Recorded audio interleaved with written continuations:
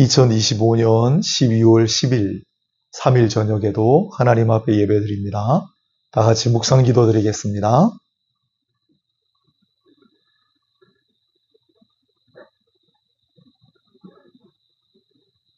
범사의 예수 그리스도로 말미암아 하나님이 영광을 받으시게 하려 함이니 그에게 영광과 권능이 세세 무궁하도록 있느니라. 아멘.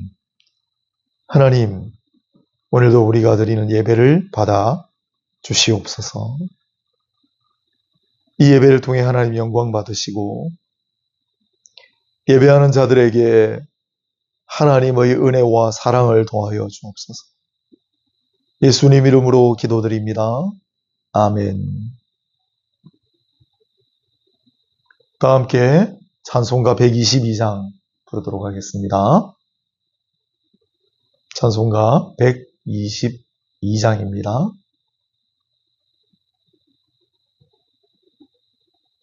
참 반가운 성도요 다 이리 와서 베들레헴 성 안에 가봅시다. 저 구유에 누이신 아기를 보고 엎드려 절하세. 엎드려 절하세. 엎드려 절하세. 구주 나셨네. 저 천사요 찬송을 높이 불러서 이 광활한 천지에 울리어라. 주 하나님 앞에 늘 영광을 돌려 엎드려 절하세. 엎드려 절하세. 엎드려 절하세. 구주 나셨네. 이 세상에 주께서 탄생할 때에 참신과 참사람이 되시려고 저 동정녀 몸에서 나시었으니 엎드려 절하세. 엎드려 절하세. 엎드려 절하세. 구주 나셨네. 여호와의 말씀이 육신을 입어 날 구원할 구주가 되셨도다. 늘 감사한 찬송을 주 앞에 드려 엎드려 절하세. 엎드려 절하세. 엎드려 절하세. 구주 나셨네. 아멘. 오늘의 성경 말씀은 신약성경 베드로전서 1장 1절입니다. 신약성경 377페이지 베드로전서 1장 1절 말씀을 제가 봉독하겠습니다. 예수 그리스도의 사도 베드로는 본도, 갈라디아, 갑바도기아, 아시아와 비두니아에 흩어진 나그네. 우리 함께 기도하는 마음으로 찬송가 635장 함께 부르도록 하겠습니다.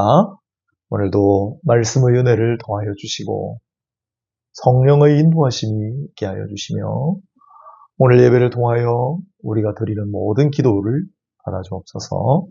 주님을 찬양하는 마음으로 함께 부릅시다. 하늘에 계신 아버지 이름 거룩하사 주님 나라 임하시고 뜻이 이루어지이다.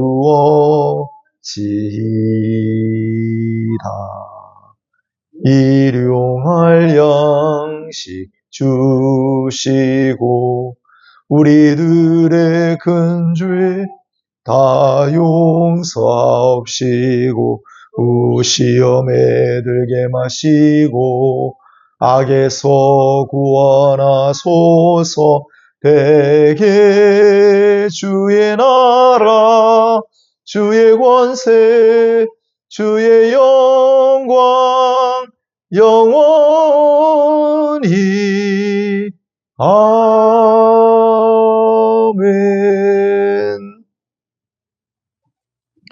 오늘은 베드로전서 1장 1절 중심으로 나그네 인생이요 제목으로 말씀을 강론하도록 하겠습니다. 작은 자의 교회를 시작하면서 주의 은혜를 다시 한번 절실히 느끼고 있습니다. 그동안 수요 예배 시간에는 두 가지 축으로 말씀을 전했습니다. 한 가지는 말씀을 꼭 필요로 하는 슬픈 인생들이요 라는 제목으로, 또 한 가지는 이보다 더 하나님과 가까웠던 적은 없습니다. 조금 감성적인 메시지를 전달을 했고요. 또 한 축은 요한 3서 이렇게 성경 강해식으로 또 메시지를 전달을 했습니다. 앞으로도 이런 방향을 유지하면 좋겠습니다. 너무 성경 공부만 하면 또 조금 딱딱하고요.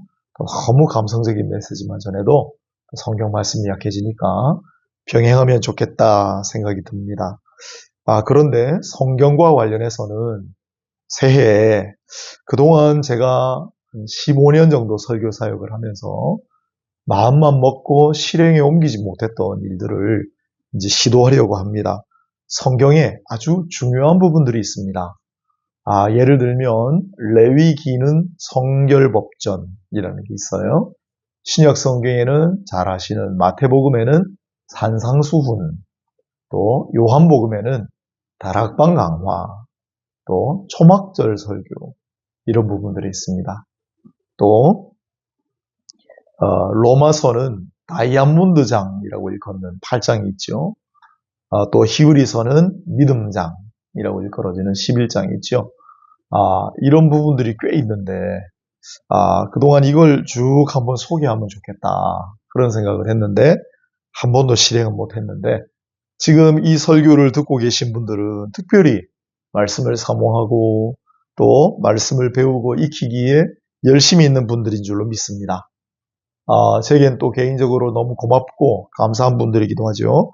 그래서 이분들에게 뭘 해드릴 수 있을까 생각을 하다가 성경에서 중요한 이 말씀의 부분들을 차례로 처음으로 한번 전해드려야 되겠다 이렇게 생각하게 된 것입니다. 매우 뜻깊은 여정이라고 생각합니다. 이 귀한 여행을 함께 해보시지 않겠습니까? 오늘은 다시 성경으로 돌아갑니다. 이번에는 베드로 전서를 살펴봅시다. 베드로 전서는 이름 그대로 베드로가 기록한 편지입니다. 편지니까 당연히 받는 사람이 있겠지요? 그런데 누구인지 특정하지는 않았습니다. 하지만 이 받는 대상이 나그네라는 이름으로 당시 이미 유럽과 아시아 곳곳에 그리스도인들이 흩어져 살았습니다. 오늘 본문에도 나오다시피 본두, 비두니아, 아시아, 갑바도기아 여러 지명이 나오죠. 이런 곳곳에 흩어져 살고 있던 그리스도인들이 이 편지를 받아보는 대상인 것은 분명합니다. 그게 바로 나그네라고 하는 말의 의미이기도 하죠. 그렇다면 이 편지를 쓴 베드로는 어떤 사람입니까? 잘 아시다시피 베드로는 예수님의 12 제자 중에도 수석 사도에 해당합니다. 그런데 원래는 갈릴리 호숫가에서 물고기 잡던 어부였습니다. 하지만 이 베드로에게 성령께서 임하셔서 편지 형식으로 성경을 2개를 전하게 하셨습니다. 베드로의 이름에 비하면 2개밖에 안 남아있기 때문에 이 베드로전서와 베드로후서는 무척 중요합니다. 그런 의미에서 이 베드로전서는 언제 기록됐을까요? 정확하게 알 수는 없지만 아마도 박해 기간에 기록되지 않았을까 생각합니다. 왜냐하면 고난의 서신이라고 불릴 만큼 고난에 대해서 많이 이야기하고 있기 때문이기도 하고 서기 한 64년 무렵에 로마에 큰 불이 났습니다. 근데 당시 황제였던 네로 황제가 그 불을 지른 사람이 그리스도인이다. 혐의를 뒤집어 씌워서 그리스도인들을 향한 대박해가 시작됐어요. 그리고 결국 몇 년 뒤에 베드로도 네로 황제의 시대에 순교합니다. 아마 그 순교하기 전에 이 박해의 기간에 쓰여지지 않았겠나. 그래서 고난 이야기를 많이 하거든요. 그래서 이 베드로전서는 이 고난의 시기에 또 박해의 기간에 쓰여졌을 것이다. 사도 베드로에 의해서 그리고 곳곳에 흩어져 있는 그리스도인들을 대상으로 그렇게 남긴 서신이다라고 말씀을 드릴 수 있습니다. 오늘 1절을 읽었는데 이 베드로전서의 특징을 오늘 나그네라고 하는 이 단어를 통해서 한번 살펴보려고 합니다.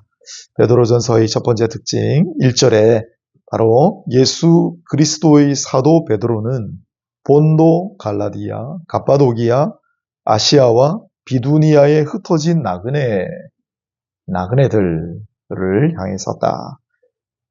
여기 나오는 본도, 갈라디아, 갑바도기아, 아시아, 비두니아는 거의 대부분 터키, 오늘날 튀르키예 땅을 가리킵니다. 이 나그네라는 말은 오늘 1절 제일 먼저도 나오지만은 조금 지나고 17절에 너희가 나그네로 있을 때를 두려움으로 지내라 라고 하면서 다시 등장합니다. 그리고 바뀐 장 2장에서도 살아가는 자들아 거류민과 나그네 같은 너희를 권하노니 라고 해서 또다시 등장합니다. 나그네를 여러 번 썼죠. 이 베드로만 나그네를 말한 건 아닙니다. 옛날 야곱이 창세기에 이집트의 파라오를 만났을 때 고향을 떠나 이집트 땅으로 가잖아요. 거기서 이집트의 지도자, 지배자 파라오를 만났을 때 자기를 소개하면서 나그네길이다 라는 말을 한 적이 있습니다. 그런데 이 야곱이나 베드로가 말하는 나그네는 우리가 보통 생각하는 그런 나그네 개념하고는 조금 다릅니다. 1946년에 박목월 시인이라는 분이 쓴 나그네라는 시가 있죠. 아마 지간한 한국 분들은 다 아실 텐데 강나루 건너서 밀밭길을 구름에 달가듯이 가는 나그네 길은 외줄기 남도 상백리 구름에 달가듯이 가는 나그네라는 짧은 시입니다. 박목월 시인이 생각하는 나그네는 우리가 흔히 생각하는 그 나그네와 비슷합니다. 정처 없이 떠돌아다니는 그런 방랑객을 연상하게 하지요. 이보다 조금 앞선 1940년에 가수 백년설 선생님이 부른 노래가 있습니다. 나그네 서름이라는 노래인데요. 그 가사는 오늘도 걷는다마는 정처 없는 이 발길 지나온 자국마다 눈물 고였다. 선창가 고동소리 옛님이 그리워도 나그네 흐를 길은 한이 없어라. 돌아가신 제 아버님이 자주 부르시던 노래라 감회가 새롭습니다. 여기서 나그네는 갈 곳을 잃어버리고 서럽고 한이 많은 존재로 그려집니다. 하지만 성경에서 말하는 나그네는 조금 다릅니다. 어디서 왔으며 어디로 가는지 분명히 알고 있기 때문입니다. 그리고 한없이 서럽고 한이 많고 쓸쓸하지만도 않습니다. 베드로전서의 비슷한 시기에 기록된 성경이 히브리서예요. 이 히브리서에도 비슷한 관련된 구절이 있습니다. 히브리서 11장 14절. 바로 이 히브리서 11장이 믿음장이라고 불리는 그런 장이고 믿음의 위인들이 쭉 나오는데 이렇게 시작합니다. 14절. 이 사람들은 다 믿음을 따라 죽었으며 약속을 받지 못하였으되, 이 땅에서 약속을 받지 못했다는 거예요.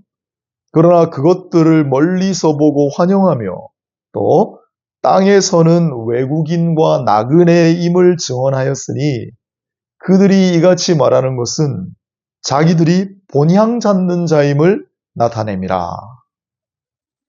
이 땅에서는 약속을 못 받고 하지만 멀리서 바라보는 본향, 진짜 고향이 있다고 얘기했어요.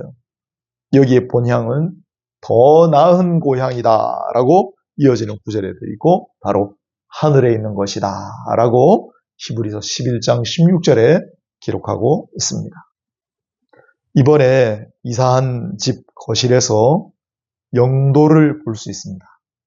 그런데 가만히 보면 제가 태어난 동네가 보입니다. 할렐루야. 그렇게 찾은 건 아닌데, 여러분은 고향이 어디입니까? 우리는 같은 곳에서 태어나지는 않았습니다. 하지만 우리가 돌아갈 본향은 똑같습니다. 하늘나라입니다. 그곳에 갈 때까지는 그러므로 우리는 정처 없이 헤매는 방랑객들이 아닙니다. 갈 곳을 잃어버리고 서러워 한많은 인생으로 슬퍼하는 그런 나그네들이 아닙니다. 우리는 선한 본향, 하늘나라를 향하여 가는 인생들이에요. 그러니 이 땅 사는 동안에는 방황하지도 말고 너무 서러워하지도 말고, 그리고 또 여기가 전부인 양 집착하지도 말고, 오직 성경 말씀처럼 너희가 나그네로 있을 때 두려운 마음으로 지내라. 그 말은 두렵고 떨리는 마음으로 살아라. 하지만 하늘나라를 사모하는 마음으로, 또한 간절한 마음으로 잘 살아가시기를 주님의 이름으로 축복합니다. 이 베드로전서의 두 번째 특징으로 들 수 있는 것은 앞서 살짝 말씀드렸는데 고난입니다. 하기야 나그네라고 했으니 더 나은 본향을 찾아가는 나그네지만, 그 나그네의 여정이란 얼마나 고난이 많겠습니까? 그렇죠? 이 나그네 인생이 얼마나 힘들겠어요. 베드로전서는 고난의 서신이라고 불러도 좋을 만큼 고난이라는 말이 많이 등장하기도 합니다. 한번 성경을 펴놓으시고, 스마트폰도 괜찮아요. 고난이란 단어를 몇 번 나오는지 한번 찬찬히 세보시기 바랍니다. 아마 10번은 좋게 넘게 발견하실 거예요. 그런데 이렇게 구절들을 찬찬히 한번 보세요. 그러면 중요한 사실을 하나 발견하게 되실 겁니다. 나의 고난이나 우리의 고난이나 교회의 고난이 아니라 누군가의 고난이 먼저 등장한다는 사실이에요. 다름 아닌 그리스도의 고난이죠. 성경 구절 1장 11절, 자기 속에 계신 그리스도의 영이 그 받으실 고난과 후에 받으실 영광을 미리 증언하여, 자기 속에 계신 그리스도의 영은 성령입니다. 성령께서 그리스도가 받을 고난과 영광을 미리 증언했다. 또한 2장 21절을 보면 그리스도도 너희를 위하여 고난을 받으사 너희에게 본을 끼쳐 그 자취를 따라오게 하셨느니라. 그리스도는 하나님의 아들이신데 왜 고난을 받습니까? 너희를 위하여 고난을 받으셨다. 그리고 그 뒤를 따라오게 하셨다. 중요한 구절입니다. 4장 1절에도 그리스도께서 이미 육체의 고난을 받으셨으니 라고 말씀합니다. 그렇습니다. 우리가 믿고 따르는 그리스도께서 먼저 고난을 받으셨다는 것입니다. 우리 살다 보면 고난 없는 인생이 어디 있겠습니까? 하지만 그리스도인은, 우리가 믿고 따르는 그리스도께서 먼저 우리를 위하여 고난을 받으셨기 때문에 그리스도인에게 고난은 아주 특별한 의미를 지닙니다. 4장 1절을 다시 읽어보면 그리스도께서 이미 육체의 고난을 받으셨으니 너희도 같은 마음으로 갑옷을 삼으라. 아멘. 무슨 의미죠? 그리스도인에게 있어서 고난은 갑옷이다. 유독 고난이 많은 인생이라고 생각하는 분들이 있습니까? 나는 왜 이렇게 고난이 많지? 갑옷을 남들보다 훨씬 더 많이 몇 겹을 둘러입으신. 또 3장 14절을 보면 의를 위하여 고난을 받으면 복 있는 자니 그들이 두려워하는 것을 두려워하지 말고, 여기서 의를 위하여 고난을 받는다라는 말은 그리스도를 위하여 고난을 받는다라는 말하고 똑같습니다. 그리스도를 위하여 고난을 받는 자는 복이 있는 자다라고 얘기합니다. 아니 어떻게 고난을 받는데 그 사람을 복이 있다고 얘기합니까? 그리스도를 위하여 고난을 받는 자는 복이 있는 자라고 얘기합니다. 그리고 4장 13절을 보면 그리스도의 고난에 참여하는 것으로 즐거워하라고 합니다. 그러므로 그리스도를 위하여 고난받는 것을 즐거워하라. 그리스도를 위하여 고난받는 것은 복되도다. 어떻습니까, 여러분?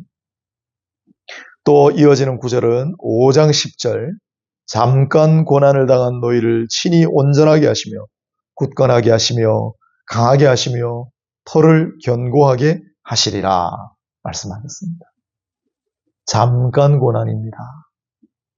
우리가 받는 이 고난은 영원하지 않을 겁니다.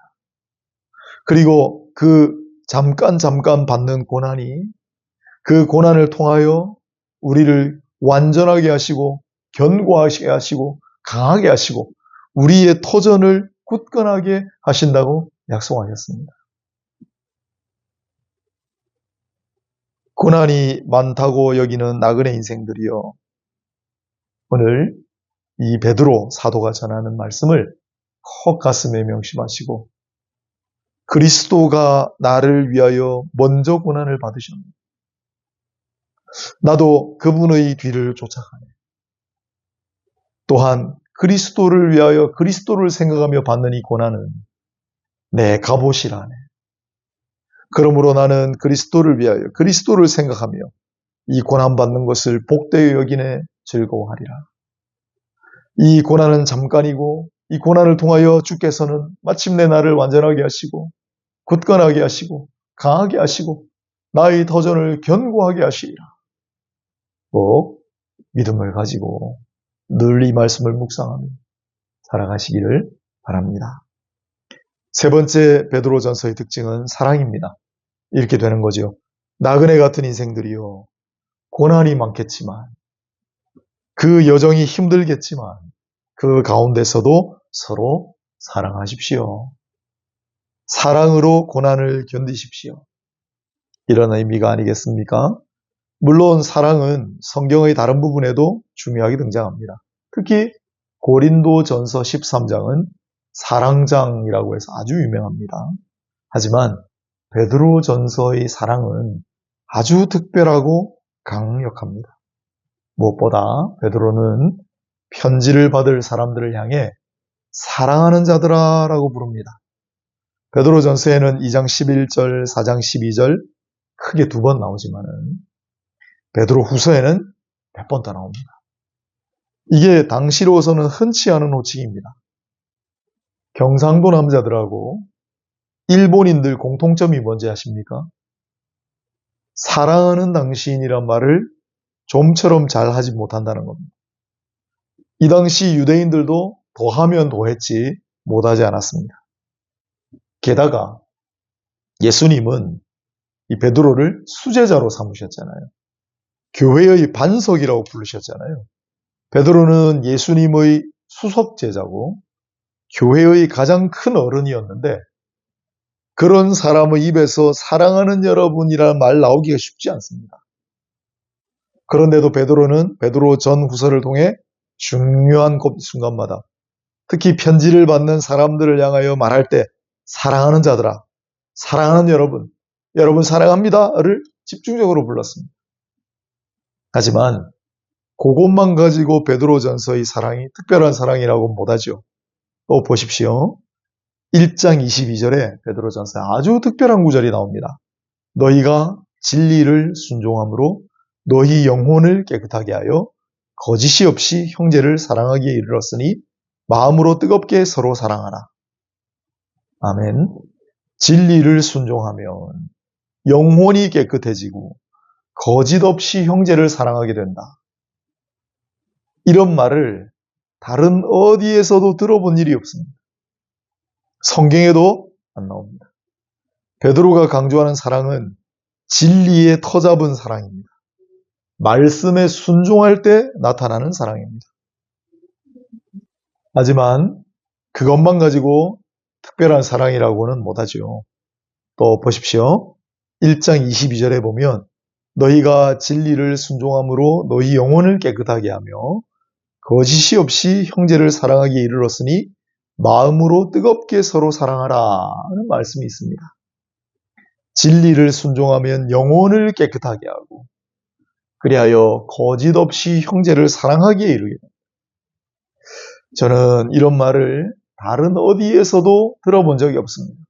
성경 다른 부분에도 나타나지 않는 말씀입니다. 즉 베드로가 강조하는 사랑은 진리에 터잡은 사랑입니다. 진리를 순종함으로 말씀에 순종할 때 나타나는 사랑입니다. 그럴 때 영혼을 깨끗하게 순수하고 거짓이 없는 사랑이 된다고 합니다. 말씀을 사모하고 말씀을 순종하기 바랍니다. 그래서 그런 사랑을 할 수 있는 분들이 다 되시기를 바랍니다. 또 마지막 부분에 보면 서로 뜨겁게 사랑하라 그랬죠? 뜨겁게 서로 사랑하라. 뜨겁게 사랑하라고 강조하는 성경은 베드로전서가 유일합니다. 뒤에도 한 번 더 나옵니다. 4장 8절인데 무엇보다도 뜨겁게 서로 사랑할지니 사랑은 허다한 죄를 덮느니라. 뜨거운 사랑은 수많은 죄를 덮는다는 말씀입니다. 뜨거운 사랑은 뜨거운 용서를 낳는다는 말씀과도 같습니다. 서로 뜨겁게 사랑하라. 뜨겁게 사랑하십시오. 미적지근하게 사랑하지 말고 서로 뜨겁게 사랑하십시오. 보세요. 죄를 용서함은 오직 예수님의 권능으로만 가능하지만 서로 뜨겁게 사랑하면 서로 간에 저지른 잘못과 허물을 얼마든지 덮어줄 수 있다고 하십니다. 비록 2구절밖에 안 되지만은 베드로전서에 나오는 이 사랑은 정말 소중합니다. 진리를 순종하여 순수한 사랑, 거짓 없이 형제를 사랑하는 그 사랑과 서로 뜨겁게 사랑하라. 서로 뜨겁게 사랑하며 허다한 죄를 덮느니라. 베드로가 전하는 이 두 가지 사랑의 계명, 이 두 개의 사랑의 계명을 분명히 기억하고 절대로 잊지 말고 반드시 실천하시기를 바랍니다. 그리고 베드로는 이 서신의 마지막도 사랑으로 채웠습니다.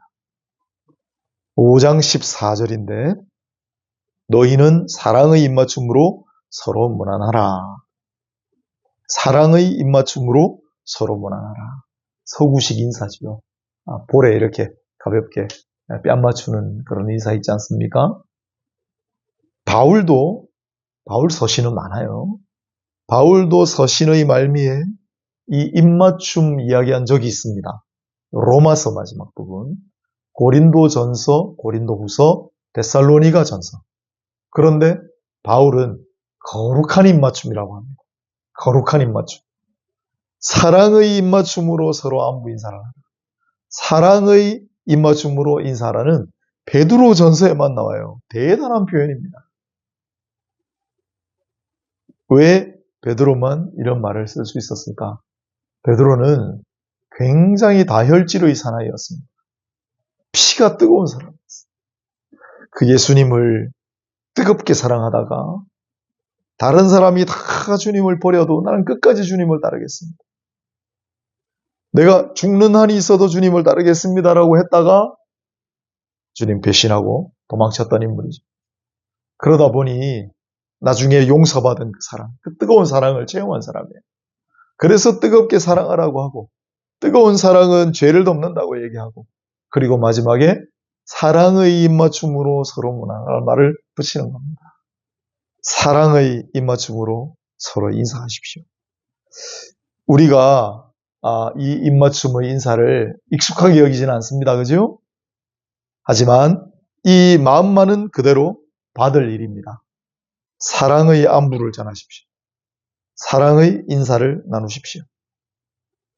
그럴 때 그 사랑이 나그네의 인생의 고단하고 쓸쓸함을 달래줄 겁니다. 그 사랑이 고난길 나그네 인생을 위로할 수 있습니다. 그 사랑이 영혼에 나 있는 크고 작은 상처들을 치유할 수 있습니다. 오늘 베드로전서 1장 1절에 나그네라는 단어를 중심으로 베드로전서 전체 내용을 한번 개관해 봤어요. 나그네. 이 성경이 말하는 나그네는 어떤 존재입니까? 갈 곳을 잃고 고향을 떠나서 정처없이 떠도는 그런 나그네가 아니라 우리는 갈 곳을 알고 있습니다. 우리 영원한 본향입니다. 그리고 이 땅 살아가는 동안에도 너무 서러워 한많은 인생으로 울지만은 않습니다. 두렵고 떨리는 마음으로, 그러나 사모하는 마음으로 우리는 살아갑니다. 이 나그네의 여정은 그러나 고난이 많습니다. 힘이 듭니다. 하지만 베드로전서에 이 나그네 인생의 고난은 세상에서 말하는 고난과 다르다. 그리스도께서 먼저 받으신 고난이고 우리는 그 그리스도를 쫓아가는 여정이며, 그리고 이 고난이 쌓일수록 그것이 우리의 갑옷이 될, 그 고난을 통하여 그리스도께서 우리를 완전하게 하시고 강하게 하신다. 그러므로 이 그리스도의 고난을 받는 것을 복되게 여기고 즐거이 여기라고 했습니다. 마지막으로 이 나그네 인생 가운데 서로 사랑하고 살아가십시오라고 베드로 사도는 권면합니다. 그냥 사랑이 아니라 뜨겁게 서로 사랑하십시오. 말씀에 터잡은 사랑으로 순수하고 거짓없는 사랑을 하세요. 이 사랑이 고난을 녹여주고 쓸쓸한 나그네 인생 가운데 우리를 위로하고 우리를 복되게 하고 우리에게 기쁨과 즐거움을 선사하게 하실 줄로 믿습니다. 기도하겠습니다. 하나님, 우리 모두 나그네 같은 인생입니다. 힘들고 고난이 때론 많습니다. 하지만 그 가운데서도 말씀을 붙들고 사랑하며 살게 하시고 이 사랑이 모든 것을 넉넉히 이기는 그러한 나그네들, 거룩한 나그네들 다 되게 하여 주옵소서. 예수님의 이름으로 기도합니다. 아멘. 찬송가 337장, 찬송가 337장을 함께 찬양하겠습니다. 내 모든 시험, 무거운 짐을 주 예수 앞에 아뢰이면 근심에 쌓인 날 돌아보사 내 근심 모두 맡으시네. 무거운 짐을 나 홀로 지고 견디다 못해 쓰러질 때 불쌍히 여겨 구원해 주리 은혜의 주님 오직 예수. 내 모든 괴로움 닥치는 환난 주 예수 앞에 아뢰이면 주께서 친히 날 구해 주사 넓으신 사랑 베푸시네. 무거운 짐을 나 홀로 지고 견디다 못해 쓰러질 때 근심이 여겨 구원해 주리 은혜의 주님 오직 예수. 내 짐이 점점 무거워질 때 주 예수 앞에 아뢰이면 주께서 친히 날 구해 주사 내 대신 짐을 져주시네. 무거운 짐을 나 홀로 지고 견디다 못해 쓰러질 때 불쌍히 여겨 날 구원해 주리 은혜의 주님 오직 예수. 마음의 시험 무서운 죄를 주 예수 앞에 아뢰이면 예수는 나의 능력이 되사 세상을 이길 힘 주시네. 무거운 짐을 나 홀로 지고 견디다 못해 쓰러질 때 불쌍히 여겨 구원해 주리. 은혜의 주님 오직 예수. 잠깐 한번 같이 기도하겠습니다. 말씀을 생각하시면서 찬송을 생각하시면서 오늘 시간 같이 우리 또 아뢰일 이야기가 있으면 하나님 앞에 아뢰시고 짧은 시간이지만은 시간을 하나님 앞에 주 예수 이름으로 기도하고 나가도록 하겠습니다. 함께 한번 기도하겠습니다. 고마우시고 자비로우신 하나님, 오늘도 예배 가운데 시간을 내어서 주 예수의 이름으로 하나님 아버지 앞에 기도하게 하신 것을 감사합니다. 곤고할 때가 많은 인생들이 아내와 같은 인생들이지만 오늘 새긴 말씀을 마음에 깊이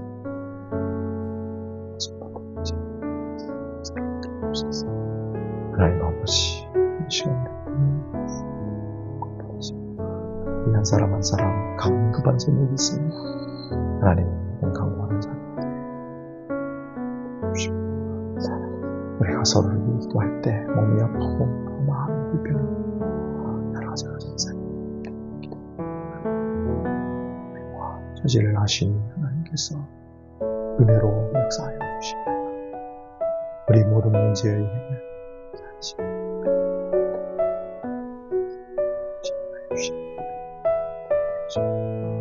특별히 아버지 이 시간에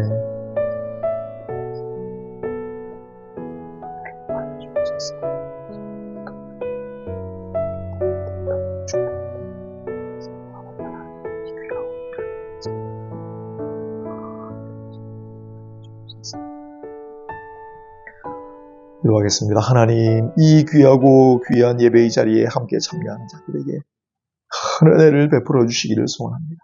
아픈 부위를 붙들고 간구하는 자들에게 하나님의 능력을 보여주셔서 치유 역사가 일어나기를 소망합니다. 여러 가지 문제로 하나님 앞에 기도하는 자들에게 은혜의 응답이 있기를 바랍니다. 하나님, 우리가 하나님 앞에 더 가까이 나아가고 주의 말씀을 친숙히 여기고 하나님과 더불어 소통하고 교제하는 큰 기쁨이 있게 하여 주옵소서. 예수님의 이름으로 기도드립니다. 아멘. 광고하겠습니다. 작은 자의 교회에 참여하신 모든 분들에게 주 안에서 환영하고 축복의 말씀을 드립니다. 성탄절을 앞두고 12월 21일 주일 오후에 지난번처럼 프라미스랜드에서 두 번째 현장 모임을 가지도록 하겠습니다. 성탄절 아침에는 영상 예배를 준비했습니다. 함께 하시면 좋겠습니다. 자, 이제 축도함으로 예배를 마치도록 하겠습니다. 이제는 주 예수 그리스도의 은혜와 하나님 아버지의 놀라우신 사랑과 보혜사 성령님의 위로교통 감동 감화하심이 오늘 나그네 인생, 의로 여기고 말씀 붙들고 의지하며 나아가는 모든 이들의 머리 위에 지금부터 영원까지 항상 함께 있을지어다. 아멘.